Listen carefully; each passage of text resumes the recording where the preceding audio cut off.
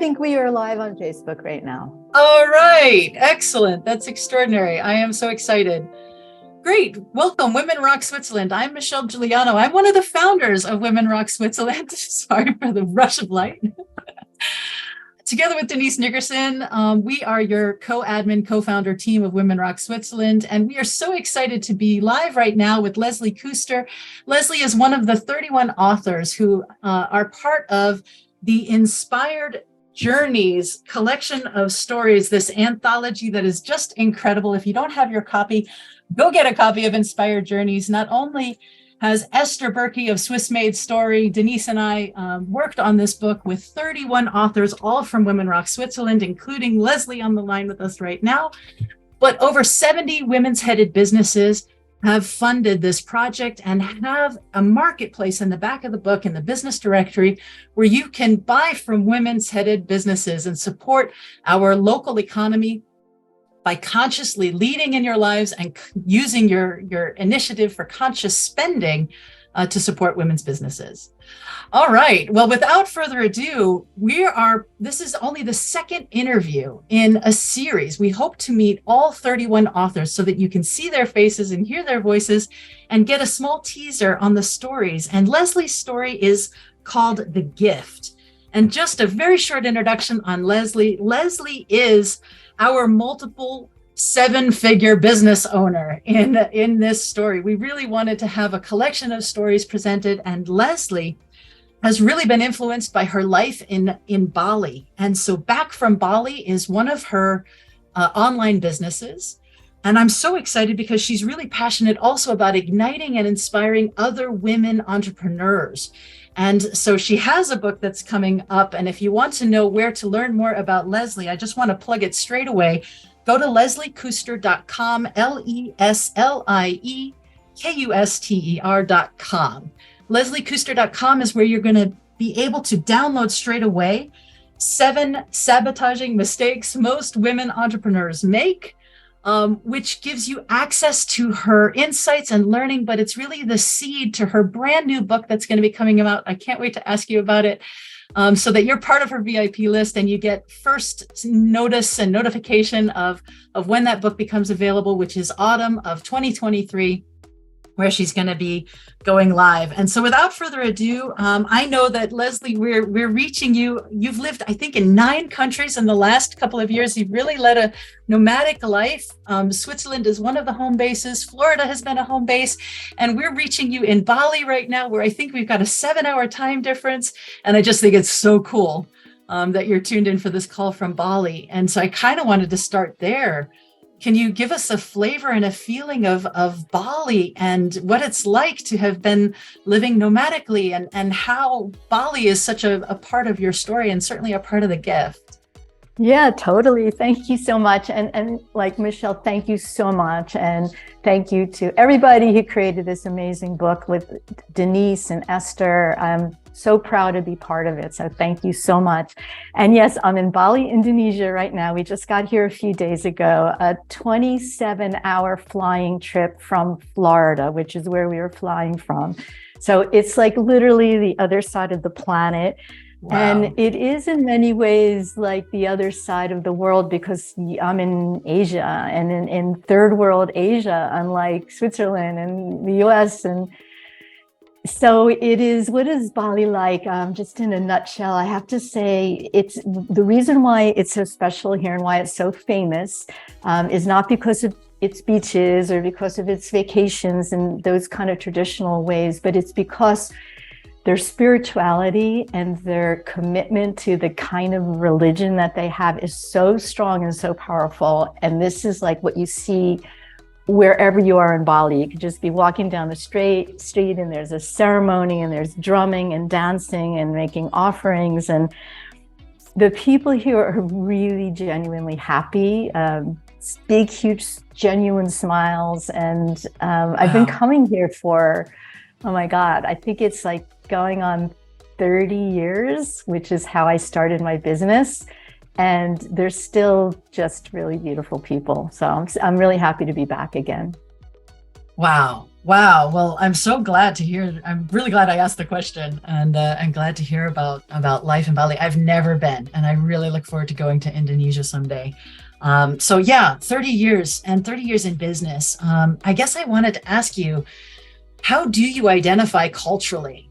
What is your cultural identity as you've been traveling the globe and globetrotting? Yeah, that's a great question for us in our group, isn't it? So I've lived in Switzerland. I lived in Switzerland for 21 years.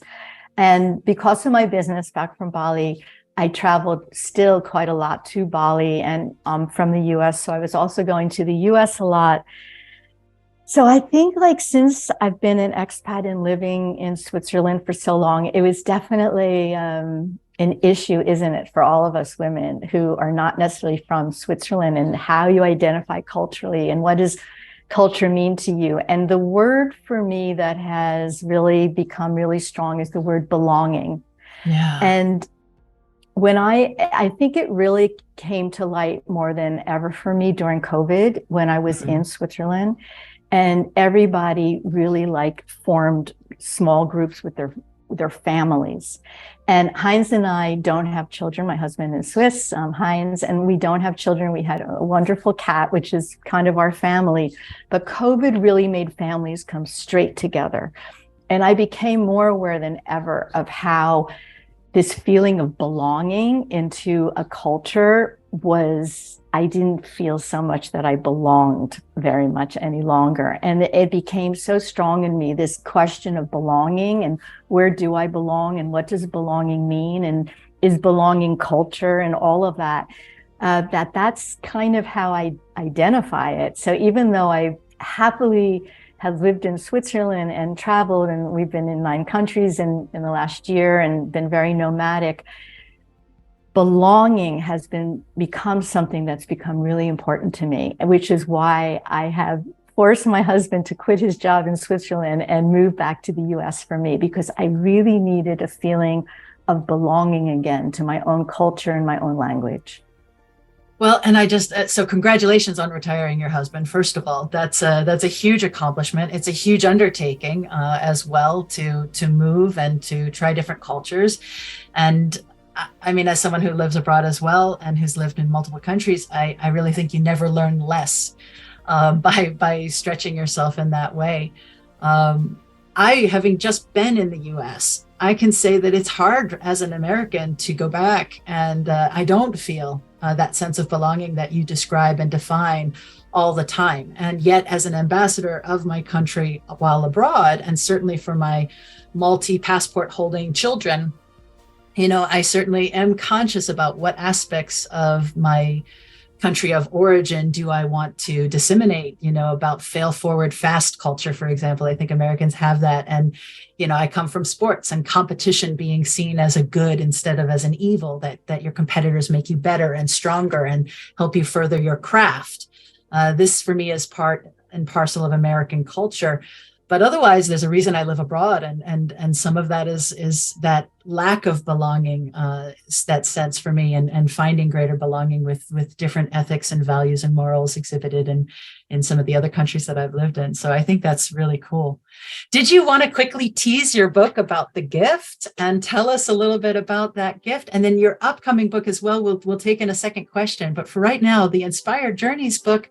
Your topic is the gift, and I'm curious if you want to tease it a little bit.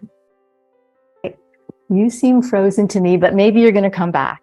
We're on. Okay, cool, wonderful. So the gift is part of the anthology that's in the Women Rock Switzerland book, and we were all asked to write something, and I started to think about what is the theme of my life and really what it is. And just like many people, I have faced a lot of difficulties. And for me, it's been mostly in the form of losses, which deaths, people I've loved dying, and a lot of miscarriages that, led to me never having children, and several other losses in my life as well. And the first loss that I had was when I was 17 years old. And I was involved with my first boyfriend, Andy. And sadly, he died on his way to picking me up at my home to celebrate my high school graduation. And so at 17 years old, I was faced with something that not all 17-year-olds are faced with, which is the loss and the death of somebody that's so close to you. And I really feel that that moment in my life has really was the thing that changed my life the most. And because it was at 17 that I experienced things that not all of my other friends were experiencing. And I remember being with my mom, and we were out to dinner. And I think we were in New York City at the time, because I grew up in New Jersey. And I remember saying to her that, you know, crappy things happen to people, but it's your attitude towards what happens that makes you different, and that makes you see things in a different way. And why that bit of inspiration came to me at 17 years old, because I don't think I read any mindset books at the time, because I don't think they were written then. But that's what came to my head. And that is really what the story, The Gift, is about. So I proceed in the story to talk about the different difficulties that I've had in my life with losses, and how now looking back at my life, how I really see how each of those losses really forced me to either become a whole different kind of person, because at 17 to go through a tragedy like that makes you really different than the other 18-year-olds that I was with the following year when I first went as a freshman to college. It gives you like a depth that maybe not everybody has, at least not in the world that I grew up in. So all of these difficulties that we face in our lives, I really do continue to see them as opportunities and as gifts, because they really are the things that make us a better, deeper person. And even though they could be horrific at times and incredibly painful, they can either do two things. They can either make you more compassionate towards other people going through really difficult times. And that's something that we often don't experience until we've gone through difficulties ourselves. Or it could literally change your life. It could literally make you leave the job, or change your health habits, or leave your relationship, or start a business, or become successful in a business, whatever these things are. And every single difficulty that I've faced, losses, deaths, miscarriages, and even lack of financial independence, which is something that I had for most of my life. When I made that decision, you know, I am going to become wealthy, I'm going to make money, all of those things happened because of a feeling of not having it, and a difficulty that then forced me to something new. So that's why my story is called The Gift. Well, you sum it up beautifully, and you really do experience some tragic losses, but the attitude determines altitude mindset that you exhibit, I just think is so precious. And before this call, before the live element of this call, we were just chit-chatting, and you were talking about the upcoming book that you have coming out. And you happened to mention, and it just seems relevant to put it in here, you mentioned that that in the 7 keys to 7 figures, number 6 is get used to setbacks and failures. And I haven't read your book; it's not out yet. But I'm knowing you as well as I do, or as little as I do. I mean, even on this call, we can hear that setbacks and failures. It doesn't mean be fine with it, right? It means manage change. It means do something with it. It means look for the growth and the opportunity there. And so I wonder, number one, elaborate on that, but how do you turn things around for yourself when you're feeling blocked or stuck, or you're stymied, or you're having one of those changes that is unexpected or tragic or really difficult, and you have to come back to center? How do you come back to center? How do you reposition? How do you decide? How do you do it? Yeah, that's like the question of everybody's life, isn't it? So like when things suck and things are really difficult with health or finances or whatever it is, and life just isn't good, actually, things aren't good. How do you like make it good again? Or what are you supposed to do with it? Because when things are tough, it's really hard to just go into, chanting, everything's good, everything good. It doesn't really work. So what do you do about it? Okay, we all need skills and training skills in meditation and connecting with our spirituality. And this is by far like the most important, let's call it just skill I've ever learned in my life, is spending time and days and hours and years actually learning and experiencing what meditation really means and what it is. And just very simply, when you can connect with a part of yourself that has nothing to do with any of those things on the outside or even in the inside, if you're sick or you've lost something or death or difficulty or finances or whatever it is, that there's always a place inside of us, always, that is peaceful and calm and safe. And one has to go beyond the mind to get there. And that's why learning meditation or having mantras or whatever skills you learn, being in the forest, whatever it is, writing, it is so essential, especially for women, to have this set of skill, to be able to know where you can go. So that's number one, is you need to have this in your life where there's that place you can go, you know, that beautiful spot you can go that's beyond those things. So that's number one, is number important. Second of all, one of my favorite mindset tricks is when you're starting to really downward spiral and you have those thoughts, or you really feel like, you know, really bad, okay, because things kind of suck and you're starting to actually get more and more nervous and scared. Well, suppose that does happen, and suppose that ends that way, and suppose it doesn't work out, and all that kind of stuff. To ask yourself this one question, which is this helping? So whenever you have this thought, I love this one so much, instead of saying, is this true or not true? Is it really true I'm going to die? Or is this really true that I'm going to be a financial, complete failure? Not ask the question, is it true? Because you will come up with a million reasons why it is true. Ask yourself instead, is this helping? So this is the second thing that I do. So first is definitely connect with your spirit. Second of all, ask yourself that question. And third of all, and this is probably one of the most important and the easiest, is to make sure you do something that day that makes you feel happy in a tiny, tiny way, such as drinking out of your favorite cup, or looking at a flower, or going outside and breathing air, just tiny little things that make you feel alive and good.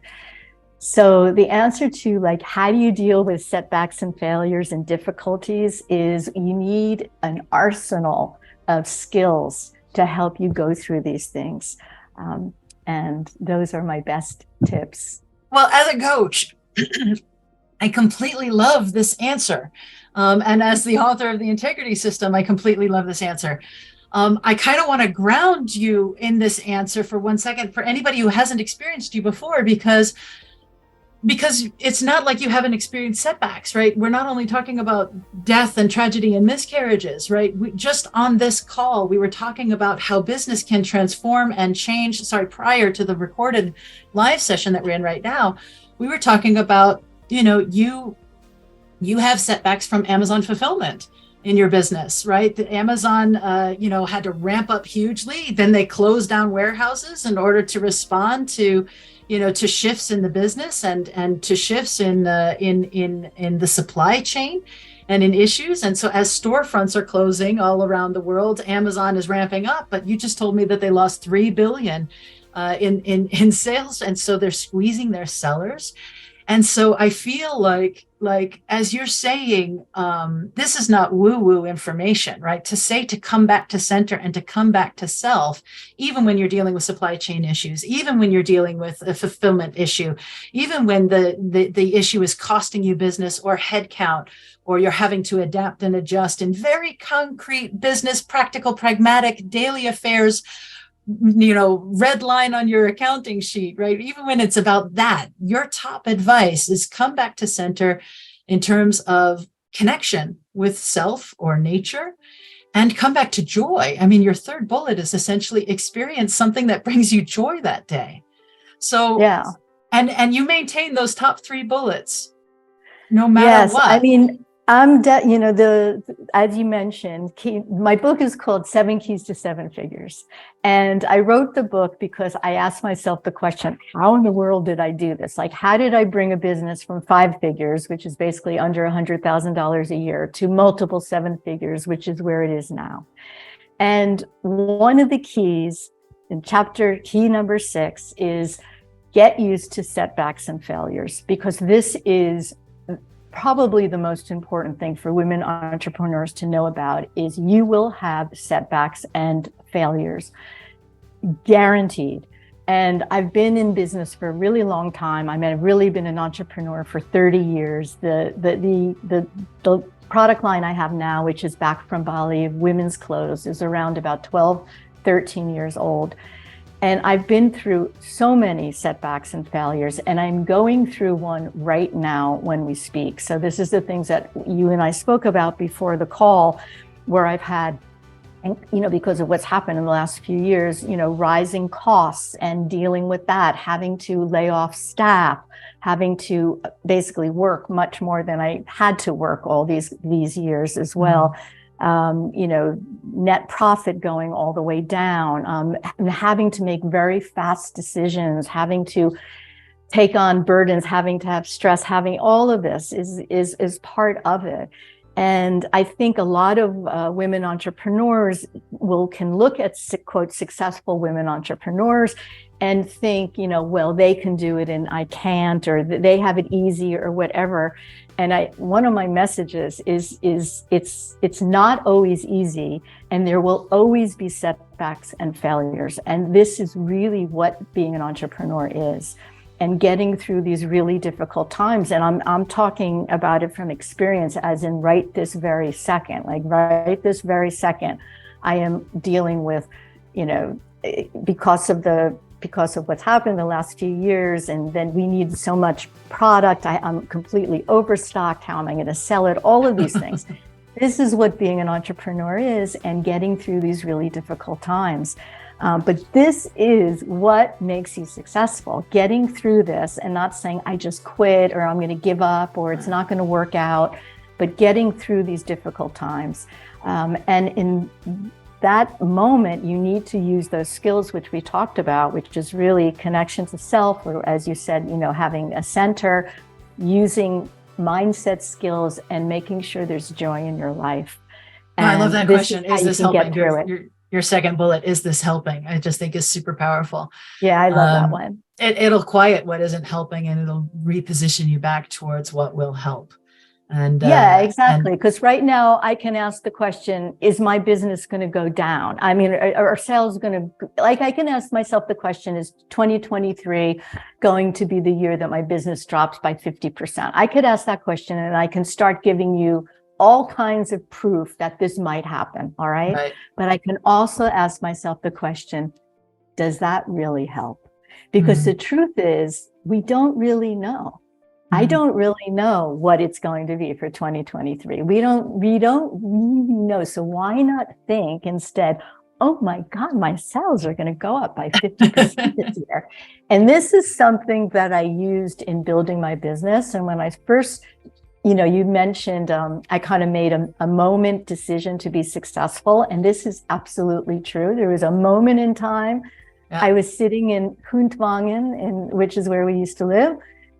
Near Eglizell, if anybody knows that area. And I was sitting in our apartment, and I was feeling really kind of down on myself, downward spiraling for sure. But I was really feeling like I knew I could be doing better, and I could be doing better financially. I knew I had it in me, but I wasn't doing it. And I made a very, very conscious decision that I've had enough, and I'm going to do it, and I'm going to become successful. I'm going to make this happen. And that was my turning point. And I love it. And the book, in your story, in Inspired Journeys, you actually do it twice, if I may. My observation is you do it twice. You do it in the subtitle, stepping into my power, where you decide. But stepping into the power and deciding it was a big change. You made lots of changes, right? Changed everything. Life, where you were living, who you were with, what you were doing as a profession, right? There's the stepping into the power moment. And then there's the time to save myself moment about your financial decision, where you were like, nope, there is no white and shining armor. That's me. I'm going to do it. I'm going to pull myself up and make this change and pivot it, and to value your own self and your own contribution in your own business at the highest level, right? To really, Denise uses the phrase, to take yourself seriously, right? The way that we run Women Rock Switzerland even is in support of women taking their work and their projects seriously. This is why we always ask people to introduce themselves and to make a complete introduction of where they are based in physical space for meaningful connection and for networking, but also to take that work and that worth, that life force that's you, so seriously. And you do that. Oh, yeah, that's so important. And as Ali Brown, one of my favorite mentors, says, it's time for us to put our big girl panties on. And this was really, this is, I would say, one of my main messages to women now, is that it is really important that women embrace money, and they embrace the desire and the wanting of having money. Because without our own money, without our own independence, there's really not much we can actually do to change in the world. And I have heard way too many times women talk about they have businesses, but they're, quote, not a money person, or they would do what they do whether they made money or not make money. And these sort of words, basically, are very negative mindset words, because I think what's more important is women really stand up and say to themselves honestly that, God damn it, I do want money. I do want independence. I want to make a lot of money. I want to take care of myself, my children, my life. I want to make these decisions. And without money, women cannot do this. And this is one of my main messages. And I talk about this because I was that woman who was saying those things like, I'm not a money person, I'm more spiritual, I don't want to be that successful because then I won't have time for what's important to me. And I began to realize when I was sitting in Huntong, and in that moment when I made my decision, that so many of the thoughts that I had about who I was and what kind of type person I was, all of that were really sabotaging me to really stepping into my own power and who I really could be, not was, because I wasn't then, but who I really could be. They were basically stopping me because I thought they were real, again, I thought they were the real voices. I thought that they were real me, such as I'm a spiritual person, so I don't need to make a lot of money. These sort of ideas were stopping me from what I became and what I am now. And what I have found in this transition to becoming successful, independent, financially independent, is that it gave me even more opportunity to be, quote, spiritual, or to follow the things that are important to me. So my message so much for women is it's time to stand up and start shouting that you love money and you want money, because we get what we love, basically, and we repel what we don't love. And these inner thoughts in our heads, in our relationships with money, is so important for women to become honest about. I just love that you have said that and resaid it and said it again. I agree with you. All women across the world need to hear this message more, and women are extraordinary stewards of money. Not only do we invest in our projects and our growth and in our families and in our communities, we make extraordinary investment decisions. And the more money that we have, the more benevolent action we can take, the more time in nature or spirit or connection with self. You want more of that, you can have more of that. I find money to be very freeing, and to give me, at a minimum, choices, and at a maximum, really empowered choices that can transform and change the world. So I want all women to be masters of money making and money saving and money investing, and to be great stewards of money, because the more we have, the more we can share and the more we can contribute.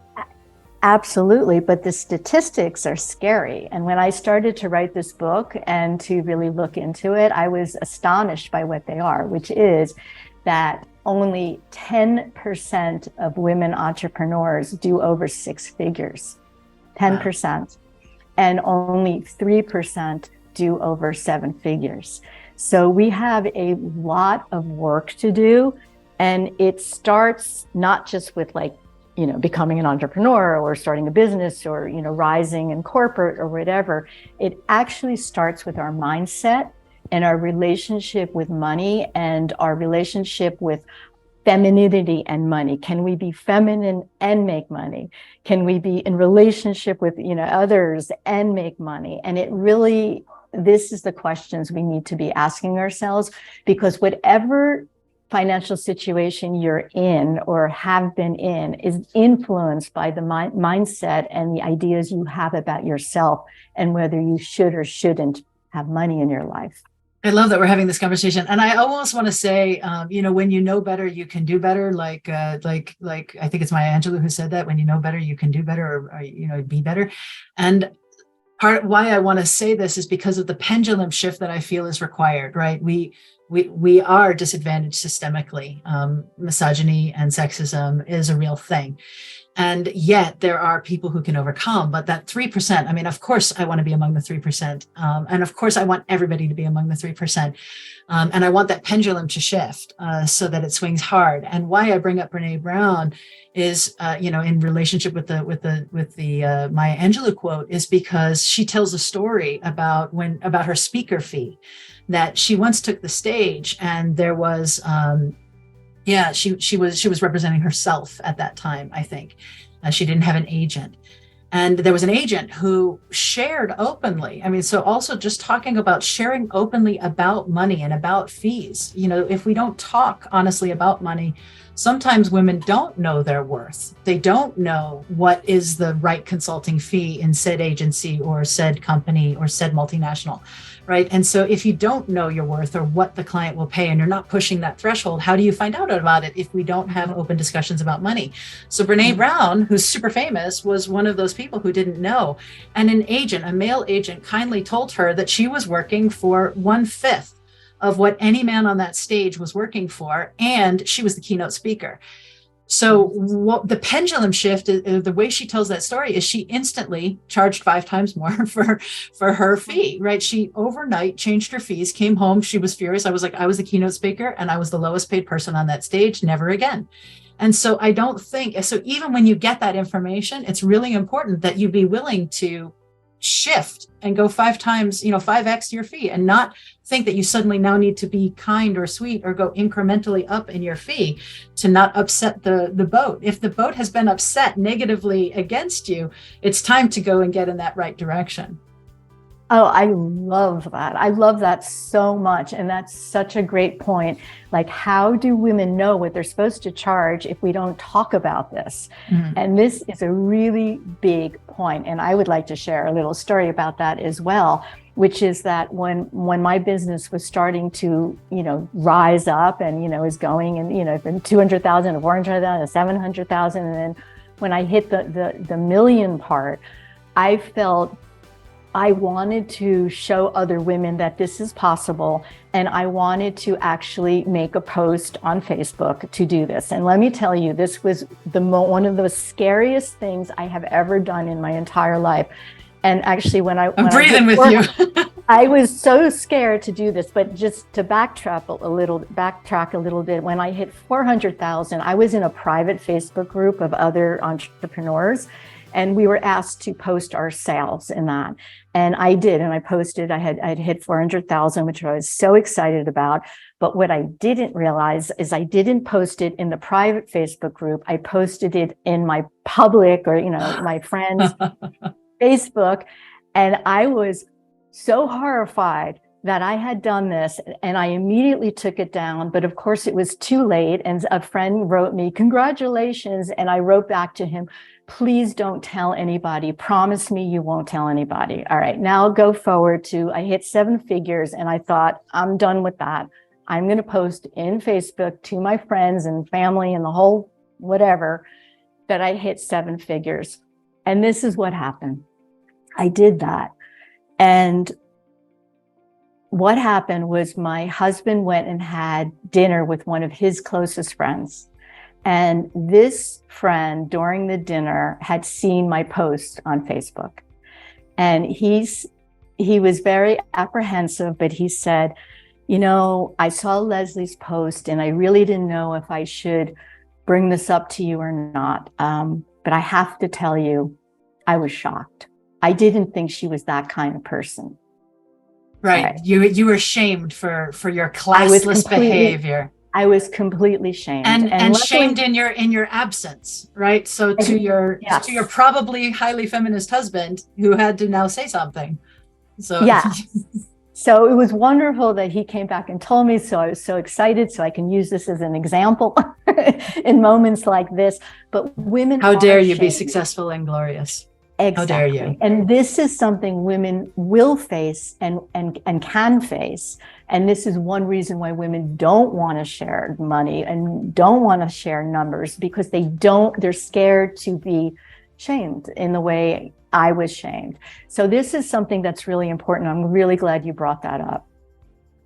Yeah, I mean, Sarah Blakely, the founder of Spanx, I think she did $1 billion in 10 years and ran around with, she has her red backpack, campaign. I mean, there's just so many positive examples, not nearly enough. I mean, so not nearly enough positive examples of women entrepreneurs who make it. I'm not sure that they all consider themselves entrepreneurs versus small business owners who make it. And I don't know that definition matters at all, because the facts are the facts. And I love that you shared those facts. All right, we have been talking and it's going over. I want to make sure that I get from you what you're working now, what you're most looking forward to. And before that, one thing that you're grateful for, just as a result of the project of having taken part in Inspired Journeys. Like, has there been a shift for you in terms of being involved in that book or that project? Let's do that question first, and then we'll tie it up with lesliekuster.com. Yeah, it started, the whole thing happened kind of at the same time to be in Inspired Journeys and writing my own book. So it was kind of like I became a writer all of a sudden. And it's something I'm a huge reader. I'm in love with reading. I'm in love with books. Always have been. Always knew I would write, but I didn't know when it was. So it all happened in the same year, which is incredible. I love this project. I love this book. When I received all the books, I ended up like gift wrapping them all and giving them out to all the women in my family over Thanksgiving. So I gave out about 15 books, which I felt very proud to be part of it. I love how authentic all the stories are, how real they are. And, what this book to me shows is just like we have group suffering, but we have group joy at the same time. And we need to express these stories so we don't feel alone, basically. Yeah. And this is what's really important. And this is why I want to continue to inspire other women and women entrepreneurs in particular, because it could be a lonely journey. And when we share things, share our numbers, share our difficulties and our setbacks and failures and all of that, then whoever is listening to this doesn't feel as alone as she might feel. And that's why I love being part of the book, and why I also wrote my own book, 7 Keys to 7 Figures, which I'm really proud of, really excited for it to come out. And I wrote the book because I really asked myself the question, how in the world did I do this? And how did I make a multiple 7-figure business? So my passion these days is helping other women entrepreneurs be successful as well, to step into their power, which means stepping into their desire to make money actually also a focus of their life. It doesn't mean, you're a superficial person. It just means you accept that money will bring you independence. And through that independence, you really can create freedom and make the world a better place, or buy a $600 pair of shoes if that's what you want, because I don't want to judge however you want to use your money, but it gives independence. So the book is coming out. I do coaching as well, but in particular for women who already have established businesses, ideally product-based businesses, or even a service-based business, as long as it's somewhat established. And I would love women to go to my website, lesliekuster.com, and sign up there, because I am looking for support to get this book out to people. Yeah, support in the form of bloggers and podcasters and anybody who's interested in sharing about 7 Keys to 7 Figures. So you can get in contact directly here on Facebook with Leslie Kuster. We will be syndicating this through our YouTube channel. So if you aren't yet a subscriber to Salt Consulting's YouTube channel, you can feel free to subscribe, find this video, share it with your LinkedIn and with your networks if you found inspiration. And let's grow Leslie's list on lesliekuster.com, because I think being among her VIPs to get access to this book and to download straight away what is available right now, which are the 7, what is it sabotaging again? keys, the 7 sabotaging keys most women entrepreneurs make. And I know them because I made them all myself. Well, that's great. And Leslie, no one could know that, in fact, you're one of the elders of our book. And we don't have to talk age, but I think the oldest member of our book is Jungian psychologist Patricia Elwood. And she is also one of the godmothers, you can say, of Women Rock Switzerland. But I think it is inspirational that you made your 7 figures over 50. Yeah. And if you wanted to comment briefly, I do think it's really important that people know that it's not too late, and that it's never too late, and to continue to experience changing even now in life. Oh, yeah. This is so important to speak about. It was really at the age of around 52 or 53 that I made this life-changing decision that that's it. I'm going to become successful. This is what's going to happen. And, so many, again, it's mindset. We're blocked in, I'm 30, it's too late. I'm 40, it's too late. I'm 50, it's too late. I'm 60, it's too late. It's 70, it's never too late. I mean, it literally is never too late until you are dead in wherever you're going to be dead. And that's the only time it's really too late. So I can't tell you how untrue that myth is, that, there's this idea of slowing down, or you should start thinking about retiring in your mid-50s or start planning for that. I don't believe in any of that at all. And it's a decision, and that's all it is. And I don't want to say it's simple. It's not like you make a mental decision and then it all magically happens, but it definitely starts with a decision. It's the most important thing you could possibly do, is make a decision about what you want and then commit to making that happen, because it will happen if you really, really, really want it. Thank you so much for being with us, Leslie. Everybody go to lesliekuster.com, get the 7 sabotages so that you avoid them and we leverage one another's experiences. Thank you so much, Leslie, for your time and for joining us live from Bali. You really are a miraculous example within our network and our community. And I loved reading The Gift and being part of your editing team to bring this book to life. And I've really enjoyed this conversation. Thank you so much. Thank you. And thank you to you and everybody at Salt, to Esther, the book, that you did this book, that you had the idea for this book, that you're supporting all these women. I love what you do with Women Rock Switzerland. And thanks for being a platform for us women over there too. Really appreciate everything you do. Great. Have a wonderful evening. Thank you so much. Evening where you are, afternoon where we are, and wherever you're tuning in live, enjoy your day. Find something joyful to do today. It is the third edict from Leslie Kuster today, and we're just grateful to have you with us. Take care and have a wonderful day. Bye-bye, Leslie.